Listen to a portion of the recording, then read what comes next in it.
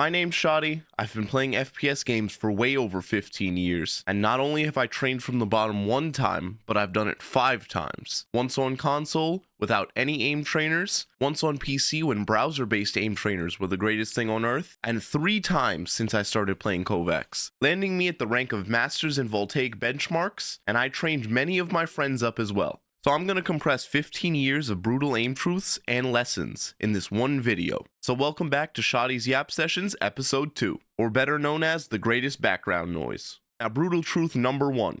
Aiming is just hand-eye coordination, and the eye portion is criminally undertrained.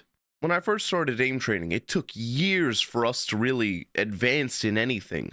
Most of the conversation about aim training was all because of the Aimer 7 documents way back in the day. And I think recently, a lot of people have realized this is just hand-eye coordination. I'm seeing where my mouse is, I'm seeing where my crosshair is, and I'm lining it up without thinking about the movement of my hand, letting my movement of my hand do it. We always just train our wrist, we train our arm, we train our aim, and we don't train our eyes at all. Nobody trains their eyes. Very few people. So I decided to train them. I tried it out. I tried eye stretches. I tried different routines. You guys might know about it way back in the day. Prosper was a YouTuber, and he made eye routines. I tried all of it. And later in the video, I'm going to teach you guys how your eyes can actually help you aim better. But for now, we need to understand that aim is just hand-eye coordination. You look at your mouse, you look at your crosshair, and that's also why people tell you to focus more on the target than your crosshair, which we'll get into. But you have to start training your eyes. So if you guys wanted to start training your eyes, the best way I would start is the first thing I do is eye stretches. I try to look around because a lot of people, you may not realize it. You can try it right now at home. When you look at something, how often do you fully just use your eyes? Most people, what they do is they turn their head. Like, look to the left of you. I can look left, but I don't have to turn my head. Most people, inherently, when you say look left, we turn left and look, because most of us are just comfortable with keeping our eyes straight, not using them for what they can do. People forget our eyes can move around. We can look up, down, left, right, corner, top corner, down corner. And when you look around, I want you guys to try this whenever you get a chance. Close your eyes and look all around the edges of your eyes. By that, I mean, look straight up and then keep your eyeball looking at the corners of your eyes and wrap it all the way around back to a full circle. You'll feel a stretch. A lot of people will, at least. And you'll feel a stretch because you guys don't do that. Most people don't. Most people don't sit there and let me actually use my eyes to their fullest capacity. Especially when we sit on screens all day. Back in the day, especially ever since I started trying to do YouTube, I sit here for 12 hours a day. I think I work on my computer for about 12 hours a day. And play video games. Back in the day, I used to play video games for close to 18 hours because me and the boys, you know? But when you're looking at a screen, I've even noticed sometimes when I'm aiming in KovaaKs or in any game, I move my head sometimes. I notice I do it inherently. But as soon as I started training my aim, it was like night and day. It felt completely different. My aim felt better. I felt more awake. I felt better overall. So I would do eye stretches. There's a video on my channel where I talk about different stretches you can do for your eyes, but I think I'll make another Yap session video where we talk about eye health, wrist health, things like that. But for now, I would look up any eye stretches you can find. There's one by Brightside on YouTube. That one's great. I use that one for ages. And go outside, please. Getting a little bit of sunlight and looking at farther distances does a lot of good for your eyes. And as gamers, I understand, you know, you want to play video games, you want to chill. Some of us have work and we go outside, at least the ones that aren't like me and we want to work from home. We go outside, we get sunlight. But for all the people that are like me and you sit inside all day or you're working from home or things like that, please, just for a little while. This morning before I started recording this video, I went outside, I went to do a little bit of pull-ups, I got some sunlight. It almost hurt my eyes. I felt like a rat coming out of a corner. I was like burning, my skin was burning off, but it's good for you. And now let's get into brutal truth number 2. Getting above average aim takes below average effort to obtain. Now, that's going to be controversial for a lot of people. A lot of people will say, well, it took me years, it took me this. You might be watching this video. There was a guy who commented on my video this morning, And at first I read it, I was like, oh no, another hate comment. Why are people so mean? But I read his comment, and he made a good point. Or her comment, I don't know. But I read the comment, and it made a good point. It said, why should I believe you, basically? Why are you the correct person to listen to? Because they said that they got to Voltaic Masters in 100 hours, less than 100 hours. And the thing is, that's a good question. But that's the thing. They put less than 100 hours in, and they have basically top 1% aim. Because there's very few people that are Voltaic Masters. Especially people, if you take the sample size of the amount of people that play FPS games in general, there's very few people that reach that level of aim or have that level of overall aim. But they did it in less than 100 hours. I don't think 100 hours is a lot of time to achieve anything. I think that's very, very low. Most people play Valorant or to games like that, and they never even reach an average rank in that many hours. But it proves the point. You can get very good aim in below average effort. And that's also why I make this channel. That's why I make these videos. Because I responded to them and I said, the reason why I think people should listen to me is because I have so many hours. I made every mistake. I sucked. I was terrible. A decent amount of my hours are like AFK farmed because I'd open KovaaKs and then I'd be like, wait, let me go play another game. And then I forget about KovaaKs open. But a large portion was me actually trying to get better. And I wasted most of it. I sucked. I was training wrong. I was just clicking dots when I could. But if you want above average aim, you need just a little bit of structured routines. That's it. Just a little bit. And in Brutal Truth number 5, I'm going to tell you a little bit about those maps that you would need and what basic routines you could use to get way above average aim in really below average effort. But for now, Brutal Truth number 3 is great aim will get you out of most ranks in FPS games. Now, there's plenty of people that are naysayers of this. They say, well, aim is less important. You should focus on your game sense. You should focus on this. You should focus on that. I don't believe you. I really don't. Most FPS games, if I shoot you before you shoot me and I hit more shots, I win. I could have poor positioning. Yes. I could have a lot of bad things. But in general, if I'm getting 40 kills a match in a game like Valorant, I will win more than the person that's getting 20 every match. Now, I think to reach the upper echelon, yeah, absolutely. You need all of it. You need to know lineups. You need to know a little bit of this, a little bit of that.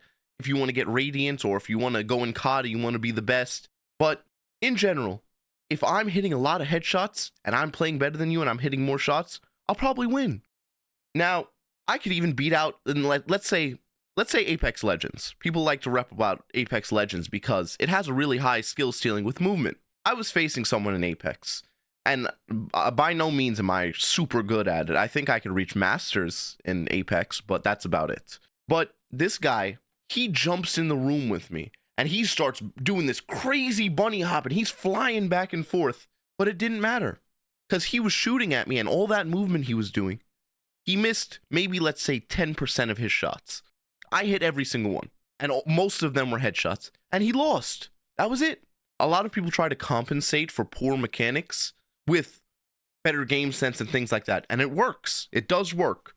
You don't have to have goated aim to be a top rank. You don't have to have goated game sense to be a top rank. You do need either a balance or expertise in one of them. I think even people like me, I think I have decent game sense. Like, I'll know where someone's coming from just based off of intuition because I've played for so many years. But most of the reason why I enjoy FPS games and most of the reasons why I win is I drop tons of kills. A lot of people don't believe me when I say it, but a lot of my friends that play with me could vouch for me. In Valorant, when I first started playing, I would average minimum 30 kills a game, every single game. Why? Because I was stupid. I said, well, there's going to be 3 enemies when I peek this. I know I have better aim than them. If I peek it, I bet I could get 2. And then I do it. And then I laugh to my friends, I got mine, you know? But most of the time, I peeked stupid angles because I knew most people had worse aim than me. I knew most people would not hit the shots that I would hit. And that ego peeking helped me. It worked. I actually have an immortal friend. He watched me play. Sometimes he watches my videos. I don't think he'll watch this because it's a yap sesh. but my friends will tell him about it. He watched me play, and we were playing Premiere, and we were winning. And he said, bro, you were giving me like, bro, you were stressing me out. You were ego peaking everything. You got to stop that. But it works. I ended that match top frag, and I wasn't really more negative than him. I think we were close. I think I had a few more deaths, but it wasn't a massive amount. And a lot of the deaths I got weren't because of the ego peaking. It was because I just did something dumb, or I was last alive and I had to retake, and yeah, you know how that goes. But it works. If you just aim better than everyone else, it's like when everyone went through the blue lock phase. In blue lock, I think they say something along the lines where it's about who scores more goals than the other person. I agree. That's all that matters. If I am the best at shooting you better and faster than you shoot me, I win. Now, you could, through game sense and crosshair placement, give yourself an advantage over me. But in general, even if you give yourself an advantage, if I'm just cracked, I hit it anyways, and then you cope. That's it. So get really good aim. Practice it, train it, if that's the type of player you want to be. Not everybody wants to be the guy where I shoot him, he no shoot me, I win. Duh. That's me. That's what I like. And if you want to be one of those people, do it. It's so much fun. Now people talk about, yeah, but you still lose sometimes, this and that. I've lost a match where I had 55 kills. It was Bind or whatever, whichever map has the TPs in Valorant. I had 55 kills. It was a 15-16 match and we lost. I still blamed myself. Why? 3 of the rounds, I can count at least 3, I died and I should not have. And I missed a shot and I should not have. And we lost that round. Now, yes, you could say my teammates were throwing or this or that. Doesn't matter. If you keep the framework where everything is your fault and you should improve, you win more. You have more fun because it is your fault at the end of the day. You cannot control your teammates, the way your friends play, any of that. It won't stop you from getting upset. I still yell at my friends, what the hell? You're throwing! You're throwing! You know? And I had to get over that a lot because, God, dude, playing with my friends and having them make me lose made me want to like beat my brains in. But it's okay, you know, it's part of the journey. But you have to get over it. You have to look at only what you can improve because you can't change what other people do at the end of the day. Now back to brutal truth number 4, which links to number 1, which is target versus crosshair, that notorious debate. The target versus crosshair debate is all about where I should look when I aim. And all the best aimers, they've all kind of given a framework where they say, I look at my target, but I keep some of my attention on my crosshair. So unfortunately, the answer to that debate is both. Which ones you should look at? Both. But it's target focused. Now, in my older videos, you may have heard me say, when the target is close, you should look at your target. When they're far away, you should look at your crosshair. And I still believe that stands. But why does that stand? The best analogy I can give is back when you were a kid, if you ever took those paper towel rolls and looked through it, you could remember that seeing your friends or your family through the paper towel roll would be easier when they're far away, but when they get really close, it's like a blur when they go past you. That's exactly what it's like focusing on your crosshair up close, because they're moving much faster relative to that tiny focus point that you have. But that generalization doesn't stand for everything. You can't just use that one generalization and it works for everything, because it's mostly has to do with speed. If something's moving super fast, you don't want to have one tight focus point. You want to keep your eyes fluid. But if something's moving extremely slow, you want to make sure your crosshair lines up, so you want to focus more on your crosshair. So if you go into a real match and you try out that generalization, you realize it feels a lot better, especially in aim training. If you guys have ever aim trained, go into Air Voltaic. It's a map with a stupid little ball that floats around and strafes left and right. When the ball gets really close to you, stare at the target. Tell me it doesn't feel really nice and really smooth to look at it, and then start staring at your crosshair. You'll feel as if you're being drowned out. You can't even keep up with what's happening. And that's a good representation of what it feels like looking at the two. Because a lot of people don't realize, that guy's strafing so fast, it's hard to keep up with him. But if you look at him in a different fashion, if you look at him instead of your crosshair or your reticle, it's easier. You feel like he moves slower. It almost feels like they move in slow motion when you're staring right at them. because your eyes can help you register what they're doing and you can read their movements better. Now for brutal truth number 5, it only takes about 2 maps in each category to become cracked. Now that's controversial. People say, well, no, that means those super long routines that everyone tells us to do, they're useless. Yeah, they are. A lot of them are. Like I said, I've wasted tons of time aim training. And I used to do the 8-hour, no, I'm exaggerating, it's like 60-minute routines, but 8 hours sounds better. The 8-hour routines of me sitting there, dying, slaving, hurting, crying. But it's real. That's what it's like. But I realized that it doesn't really help. I found that a few maps. First, I'll go into clicking. For clicking maps, you need Pokeball and wide wall. Honestly, I'd rather say a wide wall that is a Pokeball map and a hipfire map. Just those two, I think that's all you need. But now you know what they are. How do you play them? There's a specific way to play both if you actually want to get overall better aim. The wide wall is mostly for you to train a long flick and a micro adjustment. So you'll make really long flicks while holding down your mouse button for Pokeball, and then you'll see where your crosshair lands, and you make a tiny adjustment onto the target. That's all you do. And you want to practice making long, straight lines to the targets. I don't want you to do squiggly lines. I don't want you to do where you overshoot and then you go back. You want to undershoot and micro adjust. Undershoot and micro adjust. That's all. Just doing that, you'll build good technique. And I want you to make sure that you're on the target. You're not just brushing past it. Oh, there it is. Close enough. Next target. Make sure you actually do it slow and you're on the target properly. That will give you great aim. Then you do the hipfire maps or the raw mouse control maps. Those maps, they're just micro adjustment. You're just doing tiny adjustments with whatever sensitivity you prefer, clicking each dot. And with that one, you don't really want to do the long shot, then micro adjust. You kind of want to just micro adjust everything. It should be mostly smooth movements between each dot. So a straight line click, straight line click, straight line click, straight line click. And I want you to go for close to, if not 100% accuracy. And just watch your score go up. Keep making the score go up. That's it. That's all you need for great static clicking aim.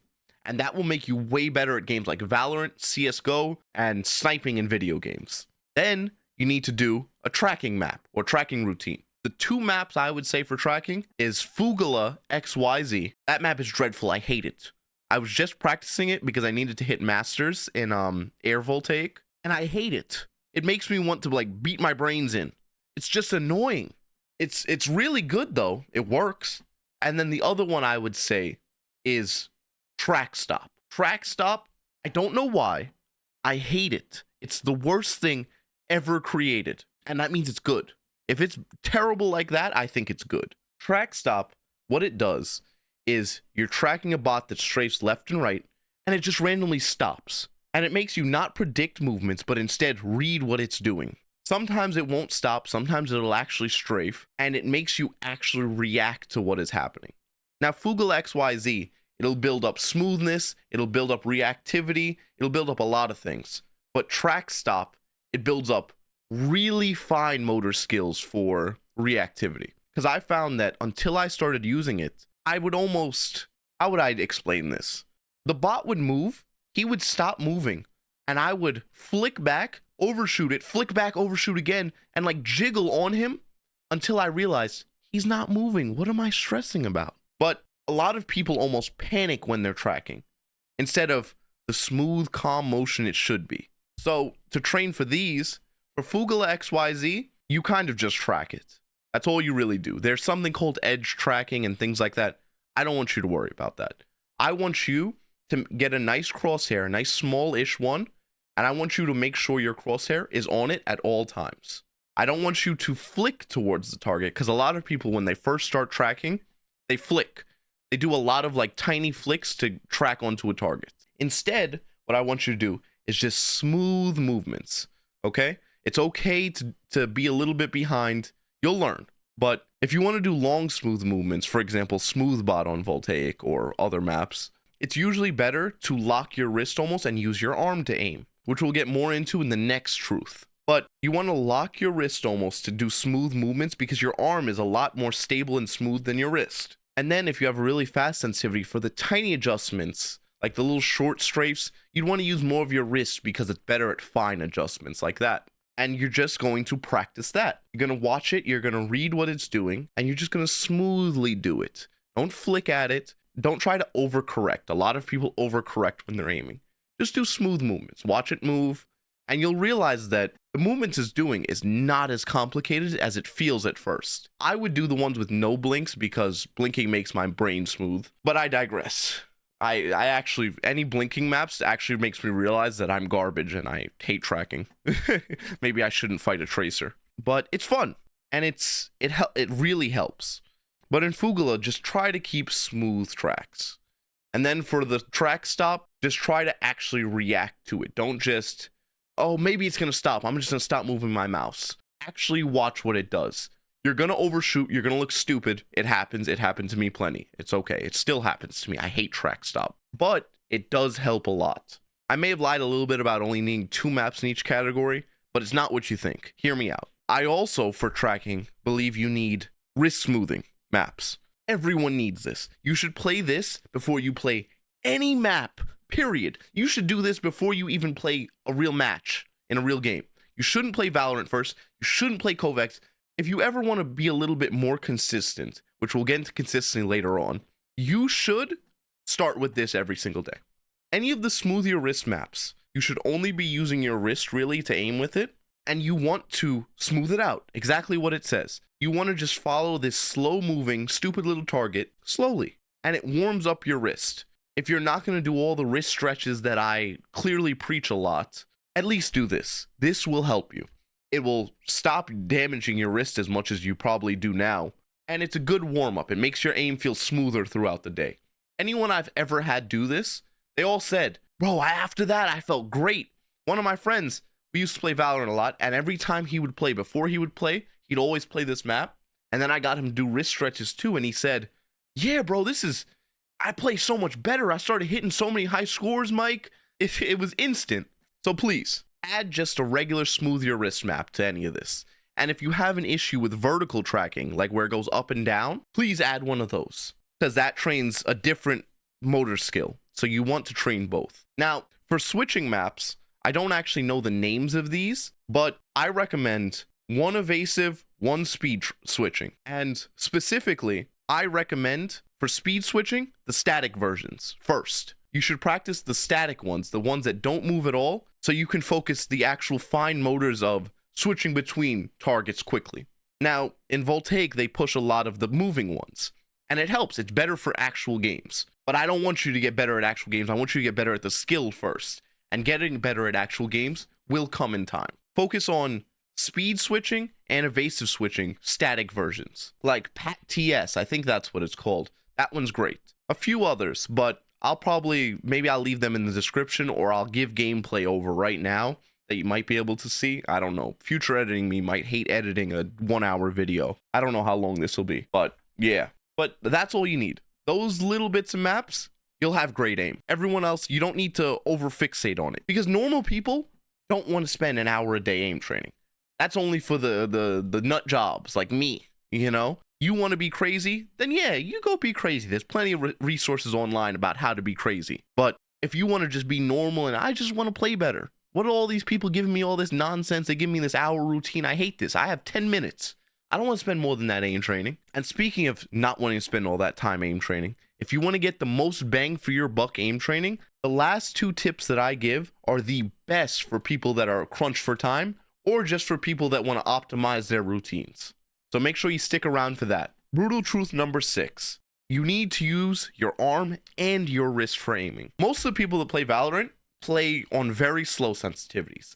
And when you aim, you make long movements with your arm for a lot of things. And don't get me wrong, I love slow sensitivity. The reason why is it feels more natural. It feels like what I do in real life correlates more to what I do in a game. That's the actual reason why I use low sensitivity. It feels better. But a lot of the times I've noticed that my wrist will hold me back. My wrist, and if you've ever had this happen to you, then let me know. It will almost jitter when I aim. And I would see it whenever I'm making really tiny adjustments, especially at a faster sensitivity, and it would hold me back. And vice versa. When I first started playing FPS games, I did a really fast sensitivity. But whenever I had to do movements that were a little bit out of my comfort zone, which I needed to use my arm for, I completely whiffed. I'd either overshoot or I'd shake, or I would just, my arm wasn't trained to be as precise as my wrist was. And most people tell you, well, your wrist is more precise and your arm is less and blah, blah, blah. Yes, but no. Yes, your wrist is more precise because you can make smoother, fine motions. But your arm can be trained to do the same thing. And you should train it. Now, how do you train both? If you want to learn more about how to train your arms versus your wrist, then stick around for the 8th truth, which I'll get to in a little while. But first, this should be about the halfway point. We're 6 truths in, and I'd like to say thank you so much for the engagement in the last episode. I hope most of you are from the last one, and there's tons of new people as well. If you're enjoying this type of content, the best way to support me is leaving a like and leaving a comment to let YouTube know and to let me know that this is something you enjoy and you want more of it. The comments on the last episode were amazing. It was so nice. I'm so glad you guys enjoyed it. I'm so glad people enjoyed the yapping. I hope this one lived up to the last one. I don't really, I'm not sure how I'm supposed to imitate the same quality of yappetry, so you guys let me know, Let me know in the comments if it was as good, if it was better. I think the content in this one was better. I think it was much better topics I talked about. And I think it was a little more structured because I have 12 bullet points here that I'm going through in the video. Also, a quick disclaimer. The more people that finish this video, the more YouTube thinks this is an amazing video. I'd love it. You don't have to finish in one session. I know it's probably going to be like an hour, which is awesome. I'm not going to lie. That's so cool. I made an hour of me yapping. But the best way you can support me is by watching my videos, liking it, sharing it to friends, little stuff like that. It's amazing. And I hope that I provide value to you when you watch it. I hope it actually helps you. I hope that I'm great background noise. I hope you're playing a game right now, you're aim training, you're doing something, and you just have me yapping in your ear.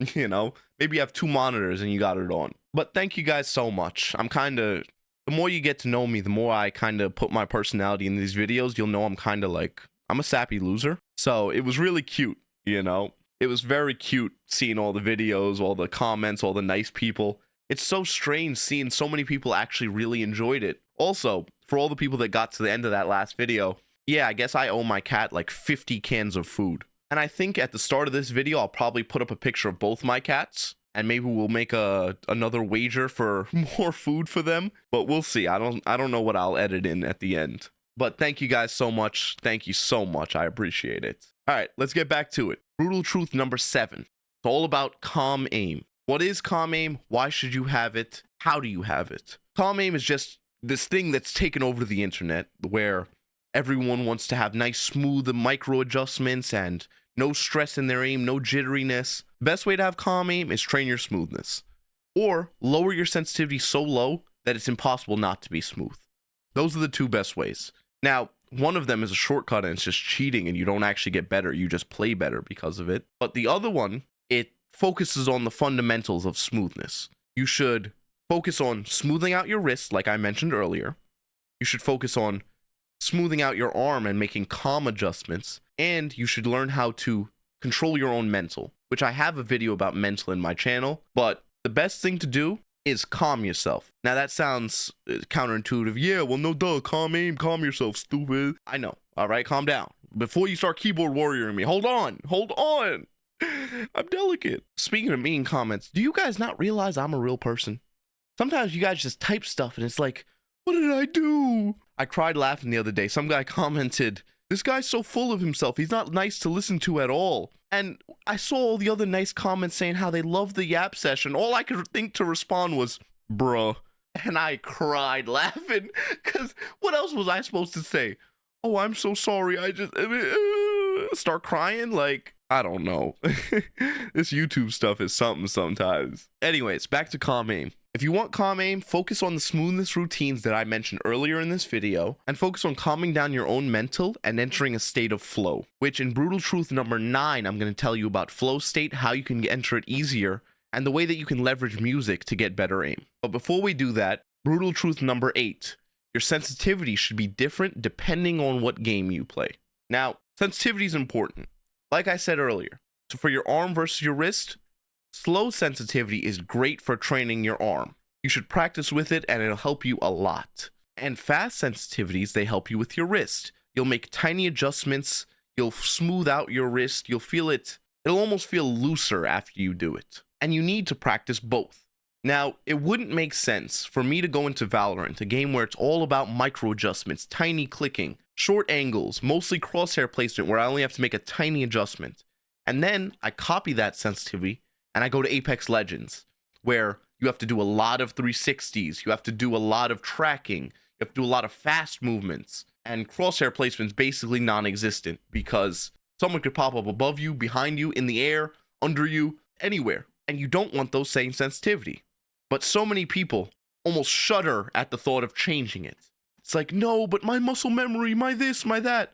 But in the first point, like I said, it's not muscle memory, it's hand-eye coordination. And in baseball, for example, or in catch, when you're playing catch, your ability to catch something doesn't change based on the wind that day. You either have the hand-eye coordination or you don't. You can see it coming and you know how to position your hands. You can react based on the way the wind moves the ball, things like that. And it's the same for aiming. You're just reacting to what you're seeing and your arm moves accordingly. It's not muscle memory. Now, I think there is some aspects to muscle memory that I'll get into in another video because it's controversial and you guys might light my channel on fire. I'm not sure. But long story short, I've found that DPI is strange. I think the muscle memory behind DPI is a real thing. And what I mean is, most people seem to perform better on the DPI that they started with or they played the most with compared to changing it. Now, I used to be a firm believer of, who cares? Just change your sensitivity, change the DPI, and it's the exact same. And it is. But I think our bodies, our muscle memory develops into adapting to the pixel skipping from lower DPIs. In case you don't know, higher DPIs means less pixel skipping unless your sensitivity is super fast. It's basically more responsive. And I think that it's actually strange for a lot of people. This extra smoothness of your aim throws people's aim off. But that's a conversation for another time. So let's get into brutal truth number 9. Music while aim training can be the key to entering a flow state. Now, I have this running theory. I don't know if there's scientific papers to back it up, but I know there's scientific papers on the way that music can impact someone studying. There was a study way back in the day. I'm not sure when. I don't have the paper. Listen, I'm the king of bro science mixed with science, okay? And that's what I apply for aim training too. But there was a study that basically said that if you're focusing on material, if you're studying for something like a test, and you listen to, let's say, one song or one playlist, when you take the exam for whatever you studied, listening to the same songs or same music will help you recall what you trained and what you practiced. Now, I believe this applies for aim training. That's why I think that try-harding songs and things like that, like way back in the day where you listen to Control-Alt-Destruction dubstep on YouTube, I still have playlists for all that. That was my stuff, bro. I love that. But it was great, and it worked. But why did it work? I genuinely believe, now, I don't know if there's studies to back me up, obviously, but I believe that aim training to certain music and then listening to the same type of music will help you get into the same zone that you were in aim training, and it will help you translate your aim better and play better and all of it better.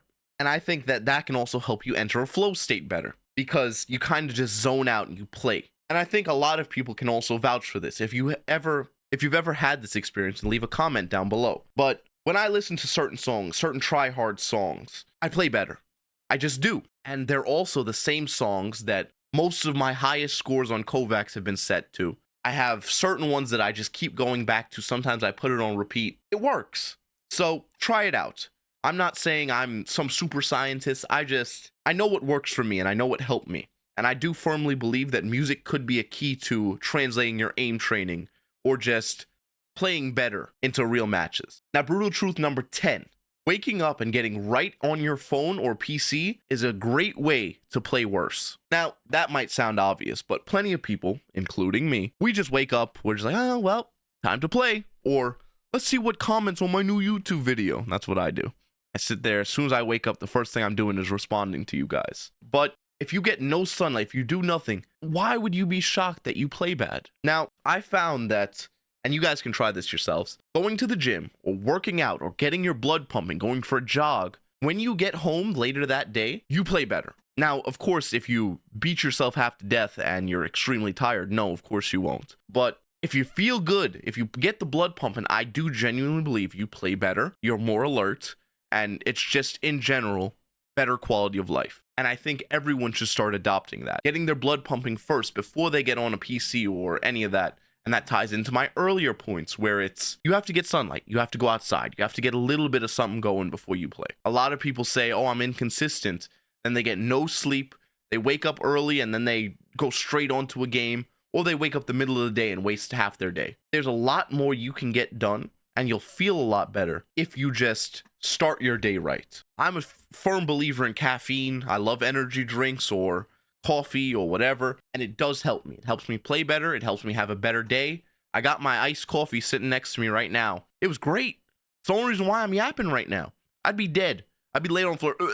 Like, I couldn't do this if I didn't have my coffee. I could get into the neuroscience and neuroplasticity and all that and tell you guys about how I'm a Andrew Huberman fanatic and I know a lot about all that and the pathways at which caffeine helps your brain and helps you build new connections in the brain, but I'll spare you all that.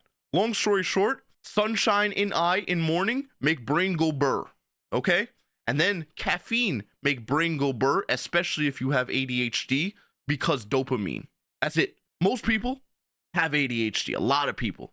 I don't know if it's what it is. I don't. Maybe it's in the water. I have no clue. Maybe it's a product of us playing video games growing up.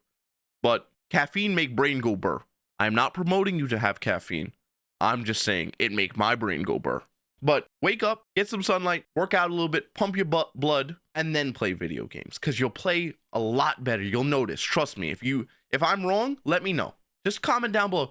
You're stupid. You don't know what you're talking about. I worked out, and then I was too tired, and then I hated video games. And now, brutal truth number 11.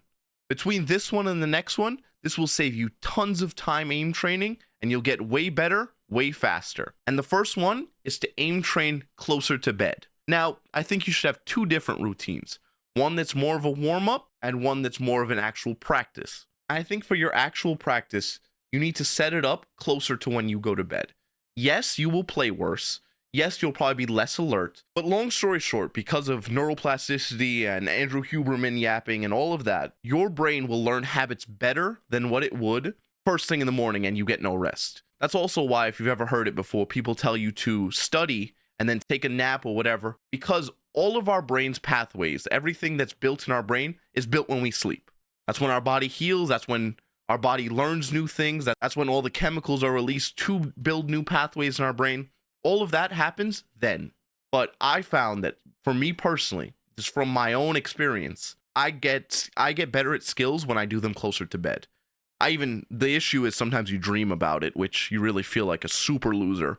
I've had plenty of dreams with aim training and I'm dreaming that I hit a super high score and I'm so good. But it does work. I do wake up those days and feel better, aim better, do better. And on top of that, this ties in with it. You need to get 8 hours of sleep. Your testosterone, all your hormones, everything is wrong with you if you don't get enough sleep. Your reaction time is slower. Your hormones are worse. If your testosterone gets lower from it, then you perform worse because you have less motivation. It causes a lot of different things. Now, a lot of people will say, oh, well, I survive on 7 hours, 6 hours, this, that. In general, there's a very few amount of people that can survive perfectly healthy. Keyword, perfectly healthy, with very low amounts of sleep. If it's below 7 to 8, there are very few amount of people that can actually survive that way and be in perfect health, or that wouldn't benefit from more sleep. Now, of course, not everyone has that luxury. Sometimes you have responsibilities. Sometimes you need to get less sleep. Like last night, the night before, I got 3 hours. I got to tell you guys the story. I sat there with 1 a.m.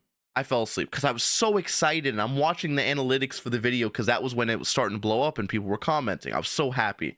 I was responding. I was reading. I was this. I was that. Couldn't sleep. Finally fall asleep at 1 a.m. I wake up 4 a.m. and I gave up.